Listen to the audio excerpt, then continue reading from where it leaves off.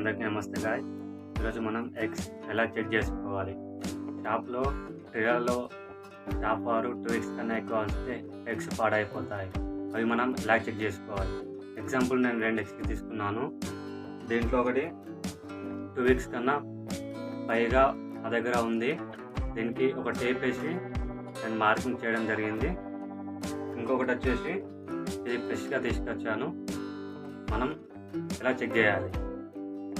ఒక పాత్ర తీసుకొని దీంట్లో వాటర్ నింపాను ఫుల్గా. దీంట్లో మనం వేసి చెక్ చేద్దాం.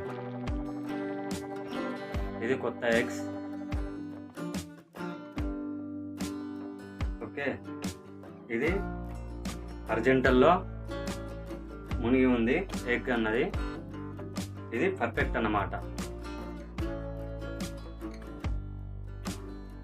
ఇప్పుడు మనం 2 weeks కన్నా